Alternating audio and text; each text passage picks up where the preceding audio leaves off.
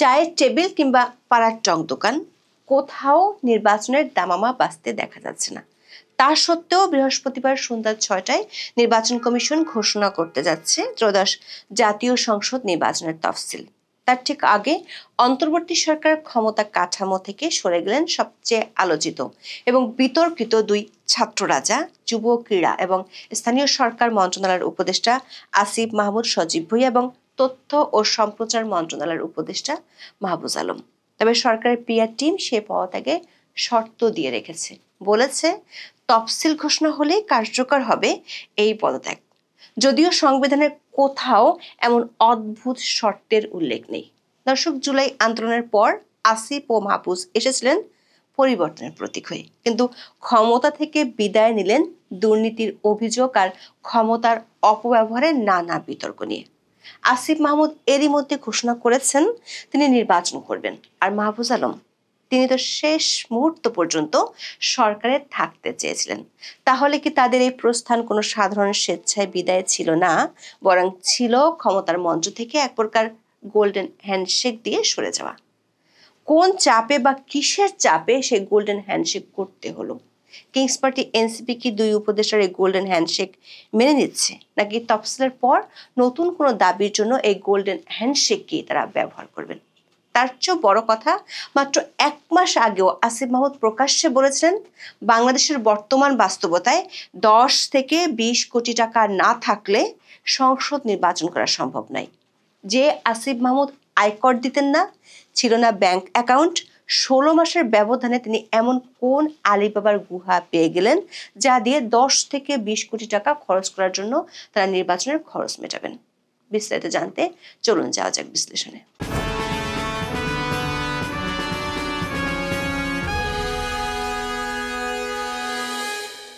অনেকদিন ধরেই শোনা যাচ্ছিল অন্তর্বর্তী সরকারে থাকা দুই ছাত্র উপদেষ্টা পদত্যাগ করছেন। মঙ্গলবার রাত থেকে সে গুঞ্জন আরো এক দফা বাড়ে। বিশেষ করে স্থানীয় সরকার উপদেষ্টা আসিফ মাহমুদ সজীব ভুঁইয়া বুধবার বিকেলে সংবাদ সম্মেলন ডাকায়। সেই সংবাদ সম্মেলনে তার দায়িত্বে থাকা দুই মন্ত্রণালয় গত ১৬ মাসে বিগত সরকারের করে যাওয়া নাম ফলক পরিবর্তন ছাড়া আর কি কি করেছেন তার ফিরিস্তি তুলে ধরেছেন। যদিও সুলতানা কামালের মতো প্রথিতযশা ক্রীড়াবিদের নামে করা কমপ্লেক্সের নাম ফলক কেন পরিবর্তন করা হলো সে প্রশ্নের উত্তর দিতে বেশ ঘাবড়ে যান। শেষমেশ বলে বসেন সুলতানা কামালের নামে আরেকটি কমপ্লেক্সের নামকরণ করা যেতে পারে। জনপ্রশাসন মন্ত্রণালয় থেকে নিয়োগ দেওয়া সচিবকে কাজে যোগ দিতে না দেয়া, নিজের এলাকায় বিশেষ বরাদ্দ, পিএসের বিরুদ্ধে দুর্নীতির অভিযোগ, কোনো কিছুরই গ্রহণযোগ্য জবাব ছিল না উপদেষ্টা আসিফ মাহমুদের কাছে। তবে পদত্যাগের খবর মুখে বলতে না চাইলেও নির্বাচনে অংশ নিচ্ছেন সেটি আবারও জানান তিনি। জানান পদত্যাগের খবর সাংবাদিকদের জানাবেন প্রধান উপদেষ্টার প্রেস উইং। জানিয়েছিলেন তিনি কূটনৈতিক পাসপোর্টও জমা দিয়েছেন। আসিফ মাহমুদ যখনই সংবাদ সম্মেলন করছিলেন তখনও পর্যন্ত গণমাধ্যমের খবর ছিল আরেক ছাত্র উপদেষ্টা মাহফুজ আলম সরকারের থেকেই যেতে চান। এর কিছুক্ষণের মধ্যে প্রেস উইং এর বরাত দিয়ে গণমাধ্যমে খবর আসে দুই ছাত্র উপদেষ্টা পদত্যাগ করেছেন। এ খবর জানাতে সন্ধ্যা ৬:৩০ প্রেস ব্রিফিং করে অধ্যাপক ইউনূসের প্রেস উইং। ব্রিফিং এ জানানো হয় অন্তর্বর্তী সরকার উপদেষ্টার পদ থেকে পদত্যাগ করলেন মাহফুজ আলম ও আসিফ মাহমুদ সজীব ভুঁইয়া। তারা বুধবার বিকেল ৫টার মধ্যে প্রধান উপদেষ্টা অধ্যাপক মোহাম্মদ ইউনূসের কাছে তাদের পদত্যাগপত্র জমা দিয়েছেন। উপদেষ্টারা রাষ্ট্রীয় অতিথি ভবন যমুনায় গিয়ে পদত্যাগপত্র জমা দিলে প্রধান উপদেষ্টা তা গ্রহণ করেন। প্রধান উপদেষ্টার দপ্তরের ফেসবুক পেজে লেখা হয়েছে, দুই উপদেষ্টার পদত্যাগ নির্বাচন কমিশন তফসিল ঘোষণার সঙ্গে সঙ্গে কার্যকর হবে। যদিও নির্বাচন কমিশন বুধবার রাষ্ট্রপতির সঙ্গে দেখা করার পর জানিয়েছে ত্রয়োদশ জাতীয় সংসদ নির্বাচন ও গণভোটের তফসিল ঘোষণা করা হবে বৃহস্পতিবার সন্ধ্যা ৬টায়। কিন্তু প্রশ্ন হলো, প্রধান উপদেষ্টার দপ্তর এই ব্যাখ্যা কোথায় পেলেন বা এমন শর্ত কিভাবে দিলেন দুই উপদেষ্টার পদত্যাগের সাথে তফসিল ঘোষণার সম্পর্ক আছে? দর্শক, বর্তমানে যে সংবিধান অনুসারে অধ্যাপক ইউনূস ও তার সরকার রাষ্ট্র চালাচ্ছেন তাতে মন্ত্রী বা মন্ত্রী পদমর্যাদার কারো পদত্যাগের বেলায় এমন অদ্ভুত শর্তের দেখা পাওয়া যায় না। সংবিধানের ২য় পরিচ্ছেদের ৫৮ অনুচ্ছেদে প্রধানমন্ত্রী ও অন্যান্য মন্ত্রী উপমন্ত্রীরা কিভাবে পদত্যাগ করবেন সেটি বলা আছে। অনেকে বলতে পারেন এই সংবিধানে তো অন্তর্বর্তী সরকারের কথা বলা নেই, কিন্তু বর্তমান অন্তর্বর্তী সরকারের উপদেষ্টারা মন্ত্রীদের মতোই শপথ নিয়েছিলেন এবং মন্ত্রীদের মতোই সুযোগ সুবিধা ভোগ করেন। সেখানে বলা আছে প্রধানমন্ত্রী ব্যতীত অন্য কোনো মন্ত্রীর পদ শূন্য হবে যদি তিনি রাষ্ট্রপতির কাছে পেশ করবার জন্য প্রধানমন্ত্রীর কাছে পদত্যাগপত্র জমা দেন। আবার যদি টেকনোক্রেট মন্ত্রী হন তাহলে কি হবে, সেটি বলা আছে 58 এর 2য় অনুচ্ছেদে। বলা আছে প্রধানমন্ত্রী যে কোনো সময় কোনো মন্ত্রীকে পদত্যাগ করতে অনুরোধ করতে পারবেন এবং ওই মন্ত্রী অনুরোধ পালনে অসমর্থ হলে তিনি রাষ্ট্রপতিকে উক্ত মন্ত্রীর নিয়োগের অবসান ঘটাবার পরামর্শ দিতে পারবেন। নির্বাচনের তফসিল ঘোষণা না হলে উপদেষ্টাদের জমা দেওয়া পদত্যাগপত্র গৃহীত হবে না, এমন অদ্ভুত ও কিম্ভূত কিমাকার শর্ত বাংলাদেশের ইতিহাসে এই প্রথম শোনা গেল। দর্শক, মাত্র 16 মাসের ক্ষমতা যাত্রায় বড় বড় রাজনৈতিক দল সহ নানা মহল থেকে 2 ছাত্র উপদেষ্টার পদত্যাগের দাবি অনেকবার উঠেছিল। ইশরাক হোসেনকে ঢাকার মেয়র হিসেবে নিয়োগের ইস্যুতে বিএনপির সাথে আসিফ মাহমুদের দ্বন্দ্ব চরমে পৌঁছেছিল। শেষমেশ বিএনপিকে পিছু হটতে হয়েছিল। অবশ্য পরে সেই আসিফ মাহমুদ বিএনপি থেকে নমিনেশন পাওয়ার চেষ্টা শুরু করেন। অন্যদিকে মাহফুজ আলমের সাথে জামাতের দ্বন্দ্ব ছিল ওপেন সিক্রেট। অন্তর্বর্তী সরকারের শীর্ষ পর্যায় থেকে উপদেষ্টা মাহফুজ আলম ও আসিফ মাহমুদকে সেপ্টেম্বরের মাঝামাঝি সময়ের মধ্যে পদত্যাগের পরামর্শ দেওয়া হয়েছিল। দৈনিক প্রথম আলোর খবরে বলা হয়েছে তারা তখন আরও সময় চেয়েছিলেন। এরপর নভেম্বরের মাঝামাঝি তাদেরকে আবারও পদত্যাগের বিষয়টি স্মরণ করিয়ে দেওয়া হয় সরকারের পক্ষ থেকে। উপদেষ্টা আসিফ মাহমুদ নির্বাচন করবেন এমনটা মনস্থির করে পদত্যাগের প্রস্তুতি নিতে শুরু করেন। কুমিল্লায় নিজের এলাকা ছেড়ে ঢাকা 10 আসনের ভোটার হন।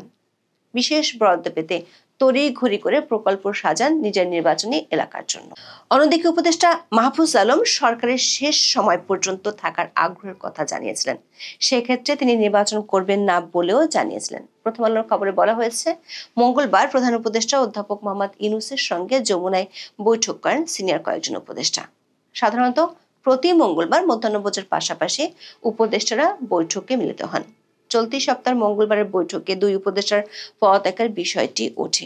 ওই দিন সন্ধ্যায় সরকারের দায়িত্বশীল ব্যক্তিরা নিশ্চিত হন যে 2 উপদেষ্টা বুধবার পদত্যাগ করছেন। প্রশ্ন হলো আসিফ মাহমুদ না হয় নির্বাচন করবেন এমন সিদ্ধান্ত নেয়ার কারণেই পদত্যাগের সিদ্ধান্ত নিতে বাধ্য হয়েছেন, কিন্তু মাহফুজ আলম যেখানে শেষ দিন পর্যন্ত নিশ্চিত নন এবং তিনি প্রয়োজনে নির্বাচন করতে চান না, এমন সিদ্ধান্ত নেওয়ার পরও কেন সরে যেতে হলো? 10 ডিসেম্বর দৈনিক সমকালে প্রকাশিত এক খবরে বলা হয়েছে তথ্য ও সম্প্রচার মন্ত্রণালয়ের উপদেষ্টা মাহফুজ আলম সরকারে থাকার সিদ্ধান্ত নিয়েছেন। লক্ষ্মীপুর 1 আসনে তার প্রার্থী হওয়ার সম্ভাবনার কথা শোনা গেলেও তা হচ্ছে না। সমকালের ওই খবরে বলা হয় সোমবার রাতভর বৈঠক হয়েছে উপদেষ্টা মাহফুজের হেয়ার রোডের সরকারি বাসভবনে। মঙ্গলবার ভোর পর্যন্ত তা চলে। বৈঠক সূত্র জানিয়েছে মাহফুজ নির্বাচনে অংশ না নিয়ে সরকারে থাকার সিদ্ধান্ত নিয়েছেন। তিনি জামাত ইসলামীর সঙ্গে এনসিপির জোটের নির্বাচনী সমঝোতার বিরোধী। এই মনোভাবের পরিবর্তন আসেনি। একাধিক সূত্র বলছে অধ্যাপক ইউনূস যে তার প্রিয় 2 ছাত্র উপদেষ্টাকে গোল্ডেন হ্যান্ডশেক করিয়েছেন তা এক প্রকার বাধ্য হয়ে করেছেন। এখন প্রশ্ন হলো তফসিল ঘোষণা হলে এবং সে অনুযায়ী নির্বাচন হলে আসিফ ও মাহফুজ কি নির্বাচন করবেন এবং করলে কে কোন দল থেকে করবেন? কিংস পার্টি হিসেবে প্রতিষ্ঠিত হওয়ার পর সবারই ধারণা ছিল জাতীয় নাগরিক পার্টি বা এনসিপি থেকে তারা নির্বাচন করবেন, কিন্তু সারা দেশে আর্মি পুলিশ প্রহরায় সমাবেশ করার পরও জনসমর্থন না পাওয়ায় সে ধারণা থেকে সরে আসেন 2 সদ্য বিদায়ী উপদেষ্টা। আসিফ কুমিল্লা থেকে সরে এসে ঢাকা 10-এর ভোটার হন। বিএনপির প্রথম দফার তালিকায় এই আসনটি খালি রেখেছিল। তখন সবাই মনে করেছিল ইশরাক ইস্যুতে বিএনপির শত্রু বনে যাওয়া আসিফ মাহমুদ সেই বিএনপি থেকে হয়তো লড়বেন। তবে বিএনপি দ্বিতীয় দফায় এই আসনে প্রার্থী ঘোষণা করেছে। বিএনপির একাধিক সূত্র বলছে আসিফ মাহমুদকে দলটি এখন আর নিতে চায় না। দর্শক, গত 7 নভেম্বর উপদেষ্টা আসিফ মাহমুদ বাংলাদেশের বর্তমান বাস্তবতায় 10 থেকে 20 কোটি টাকা না থাকলে সংসদ নির্বাচন করা সম্ভব নয় মন্তব্য করেছিলেন। তখন বলেছিলেন এই বাস্তবতায় আসলে যাদের কালো টাকা আছে তাদেরই সুযোগ আছে নির্বাচনে অংশগ্রহণ করার। প্রশ্ন হলো 1 মাসের মধ্যে উপদেষ্টা আসিফ মাহমুদের কি এই সক্ষমতা হয়ে গেছে, নাকি গত 16 মাসের ক্ষমতা যাত্রায় ধীরে ধীরে এই সক্ষমতা তিনি অর্জন করেছেন। আর অর্জন করেছেন বলেই ঢাকা 10 আসনের মতো বড় একটি আসনে তিনি স্বতন্ত্র হলেও নির্বাচন করতে চান। দর্শক, এই অভিযোগ উঠছে কারণ অধ্যাপক ইউনূসের উপদেষ্টা পরিষদের সদস্যদের মধ্যে যাদের মন্ত্রণালয়ের বিরুদ্ধে সবচেয়ে বেশি দুর্নীতি ও ক্ষমতার অপব্যবহারের অভিযোগ, সে তালিকায় আসিফ মাহমুদের নাম সবচেয়ে বেশি এসেছে গণমাধ্যমের খবরে।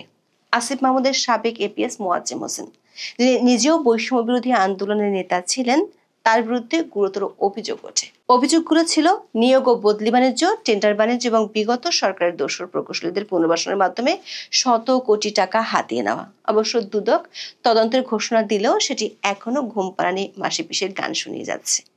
বাবার টেন্ডার লাইসেন্স কাণ্ডে নিজেই ক্ষমা চেয়েছিলেন, তবে নিজের অস্ট্রার ম্যাগাজিন কাহিনী বিদেশ পর্যন্ত টেনে নিতে গিয়েও বেঁচে যান। হেলিকপ্টারে চড়ে 200 টাকার কম্বল বিতরণের কাহিনী তিনি কেন করেছেন তা নিয়ে কোনো সংস্থা অবশ্য প্রশ্ন করেননি। শেষ মুহূর্তে এসে নিজের এলাকায় কেন বিশেষ বরাদ্দ দিতে চেয়েছেন সেটি নিয়ে স্বচ্ছতার গান গাওয়ার সরকারও ছিল নিশ্চুপ। এমনকি ইমেইলে আসা সবচেয়ে বেশি দুর্নীতির অভিযোগ যে তার মন্ত্রণালয়ের বিরুদ্ধে, সেটিও জানতে পারেন। তবে সে দুর্নীতি ঠেকিয়েছেন বা সেগুলোর বিরুদ্ধে ব্যবস্থা নিয়েছেন এমন কোনো তথ্য জানা না গেলেও তার বিরুদ্ধে বেশি অভিযোগ আছে খোদ উপদেষ্টা পরিষদই।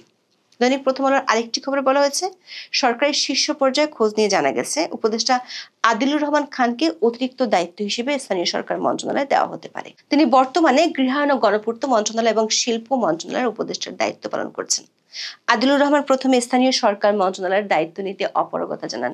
এই মন্ত্রণালয়ের অনিয়ম নিয়ে বিভিন্ন সময় গণমাধ্যমে উঠে আসা খবরের কারণে দায়িত্ব নিতে অনাগ্রহ দেখান তিনি, কারণ অনিয়মের দায়ভার তার উপরও যেতে পারে।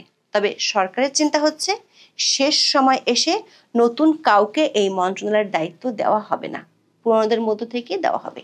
সেই চিন্তা থেকে শেষ পর্যন্ত আদিলুর রহমানকে রাজি করানো হয়। এমনকি এনসিপি তো আসিফ মাহমুদের বিরুদ্ধে ওঠা দুর্নীতির অভিযোগের কারণে তাকে নিয়ে আপত্তি আছে। অবশ্য এনসিপি সম্প্রতি এবি পার্টি এবং রাষ্ট্র সংস্কার আন্দোলনকে নিয়ে যে গণতান্ত্রিক সংস্কার জোট করেছে তা নিয়ে আসিফ মাহমুদের অনুসারীদের আপত্তি আছে। দর্শক, পদত্যাগে আরেক উপদেষ্টা মাহফুজ আলমের গ্রামের বাড়ি লক্ষ্মীপুর 1 আসনে, যদিও সেখানে বিএনপির সাথে সমঝোতার সম্ভাবনা ক্ষীণ। বিএনপি সম্প্রতি বাংলাদেশ এলডিপি নেতা শাহাদাত হোসেন সেলিমকে ওই আসনে মনোনয়ন দেওয়ার ঘোষণা দেওয়ায় মাহফুজ আলমের লক্ষ্মীপুর 1 আসনে বিএনপি বা জোট থেকে ভোট করার সম্ভাবনা খুবই ক্ষীণ। তুলনামূলক মাহফুজ আলমের বিরুদ্ধে দুর্নীতির অভিযোগ কম থাকলেও ক্ষমতার অপব্যবহারের বিস্তর অভিযোগ আছে তার বিরুদ্ধে। মাহফুজের ভাইয়ের বিরুদ্ধে বিটিভির কাজের টেন্ডার অবৈধভাবে পাইয়ে দেওয়ার অভিযোগ উঠেছিল। জাতীয় নাগরিক পার্টি থেকে অব্যাহতি পাওয়া কেন্দ্রীয় সংগঠক মুনতাসির মাহমুদ প্রকাশ্যে হুমকি দেন তিনি সময় মতো মাহফুজ আলম এবং এনসিপির নেতাদের দুর্নীতির প্রমাণ ফাঁস করবেন। রাষ্ট্রপতি ভবনে গিয়ে সব ধরনের আইন লঙ্ঘন করে মাহফুজ আলম বঙ্গবন্ধুর ছবি নামিয়ে ফেলেছিলেন। সরকারের সমালোচনা করেন এমন কাউকে কোনো ধরনের সরকারি প্রতিষ্ঠানে যাতে রাখা না হয় সেটির জন্য তিনি কড়া নির্দেশ দিয়েছিলেন। এ কারণে বিএনপিপন্থী অনেক সরকারি কর্মকর্তা কর্মচারীকে তিনি ওএসডি এবং বদলি করিয়েছিলেন। দর্শক, আসিফ মাহমুদ না হয় নির্বাচনে লড়ার জন্য উপদেষ্টা পদ থেকে সরে দাঁড়িয়েছেন, কিন্তু মাহফুজ তো নির্বাচন করতে চান না, তাহলে তাকে কেন সরে যেতে হলো? এর অর্থ হলো সরকারের উপর এমন চাপ আছে যে চাপটির কারণে সরকারকে এই সিদ্ধান্ত নিতে হয়েছে।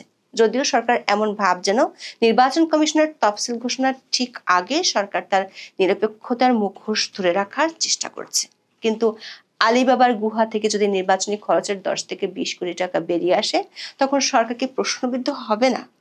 তার চেয়ে বড় খবর হলো কিংস পার্টি এনসিপি 2 উপদেষ্টার পদত্যাগ মানতে পারছে না।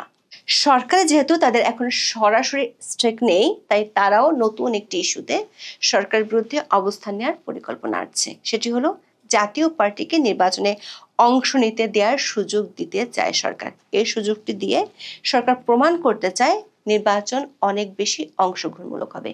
কিন্তু এনসিপির পক্ষ থেকে সরকারি সিদ্ধান্তের বিরুদ্ধে শিগগিরই মাঠে উত্তেজনা তৈরি করা হবে। সেটি হলে তফসিল ঘোষণা হওয়ার পরও অনেক কিছু দেখার বাকি থাকবে।